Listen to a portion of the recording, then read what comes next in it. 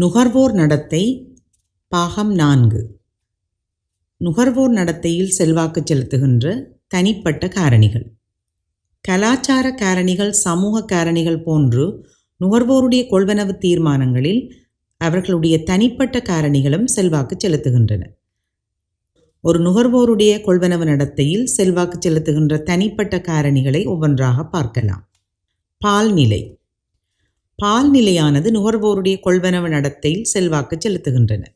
ஆண் அல்லது பெண் என்னும் பால்நிலைகள் நுகர்வோர் நடத்தையில் மிகப்பெரிய வேறுபாடுகளை ஏற்படுத்துகின்றன.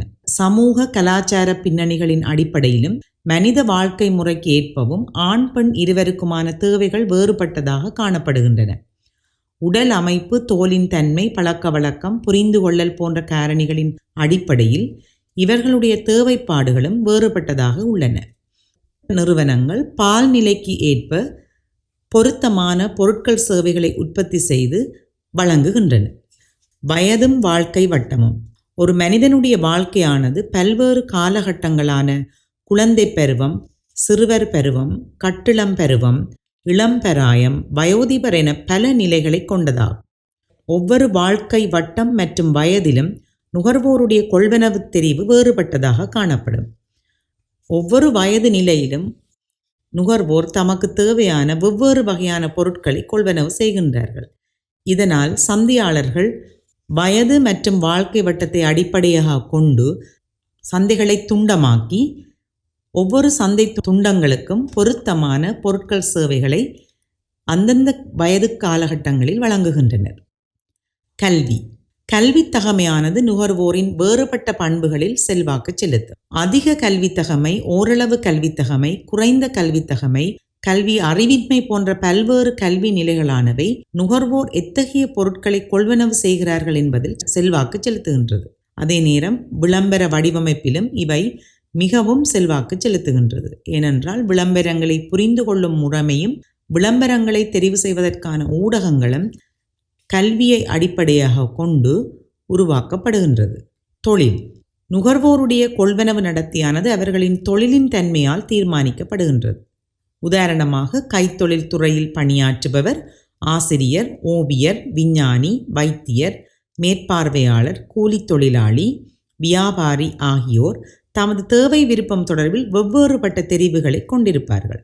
இவ்வெவ்வேறுபட்ட தொழில் தகுதிகளுக்கு ஏற்ப அவர்களுடைய தேவைகளும் வேறுபட்டதாக இருப்பதால் ஒவ்வொருவருடைய தேவைகளுக்கும் பொருத்தமான பொருட்கள், சேவைகளை உற்பத்தி செய்து அவர்களுடைய கொள்வனவு வலுவுக்கேற்ப சந்தைப்படுத்த வேண்டியது சந்தையாளர்களின் நோக்கமாகும். பொருளாதார நிலைமை. நுகர்வோருடைய பொருள் தெரிவு, கொள்வனவு செய்யும் தடவைகள், பொருளின் தரம், கொள்வனவு செய்யும் அளவு, பொருட்களின் வகைகள் என்பன நுகர்வோருடைய பொருளாதார நிலைமை சார்ந்து வேறுபடும். இங்கு பொருளாதார நிலைமை என்பது செலவிடக்கூடிய வருமானம், வருமான ஸ்திரம், சேமிக்கும் தன்மை, சொத்துக்கள், பொறுப்புகள், கடன் பெறும் வலு, சேமிப்பு மற்றும் செலவு செய்தல் தொடர்பாக நுகர்வோர் கொண்டிருக்கும் மனப்பாங்கு என்பவற்றை உள்ளடக்கும். நுகர்வோர் தமக்கு தேவையான பொருட்கொள்வனவில் ஈடுபடும் போது தமது பொருளாதார நிலை சார்ந்த காரணிகளை கவனத்தில் கொண்டு முடிவுகளை எடுப்பார்கள். வாழ்க்கை முறை.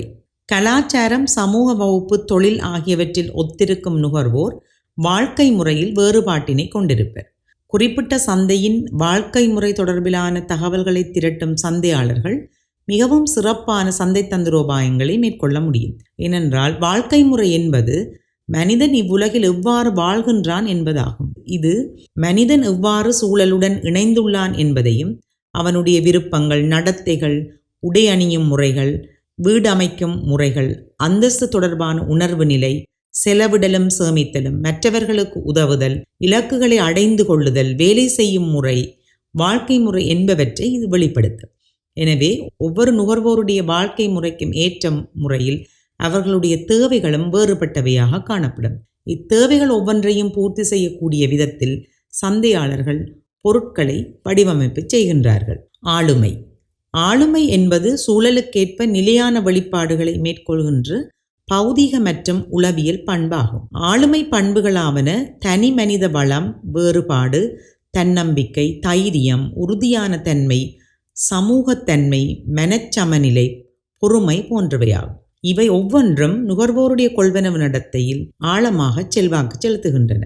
ஏனென்றால் நுகர்வோருடைய கொள்வனவு தெரிவானது அவர்களுடைய ஆளுமை பண்புகளுக்கு ஒத்ததாக அமைந்திருக்கும் போது அவர்கள் மகிழ்ச்சிகரமான கொள்வனவில் ஈடுபடுகிறார்கள்.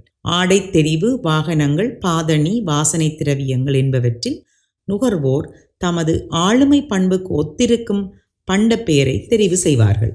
சுய கருத்து, இது சுய வடிவம் அல்லது சுயம் என குறிப்பிடப்படும். இது தன்னை பற்றி ஒருவன் எத்தகைய அபிப்பிராயத்தை கொண்டிருக்கின்றான் என்பதாகும். மற்றவர்கள் தன்னை பற்றி எவ்வாறான அபிப்பிராயங்களை கொண்டிருக்க வேண்டும் என எண்ணுவதும் ஆகும். நுகர்வோர் தமது சுய கருத்துக்கு ஒத்திருக்கும் பொருட்களை கொள்வனவு செய்து நுகர்வு செய்வர். சந்தையாளர்கள் தமது இலக்கு சந்தையில் நுகர்வோருடைய சுயகருத்து தொடர்பான தகவல்களை பெற்று அதற்கேற்ப தந்திரோபாயங்களை மேற்கொள்ள வேண்டும்.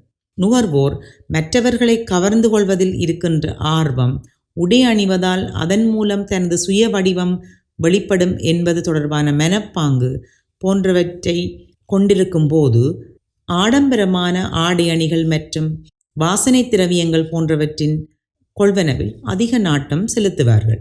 இவ்வீடியோவில் நுகர்வோருடைய கொள்வனவு நடத்தையில் அவர்களுடைய தனிப்பட்ட காரணிகள் எவ்வாறு செல்வாக்கு செலுத்துகின்றன என்பது பற்றி அறிந்தீர்கள். மீண்டும் அடுத்த வீடியோவில் உங்களை சந்திக்கும் வரை உங்களிடமிருந்து விடைபெறுகின்றேன். நன்றி, வணக்கம்.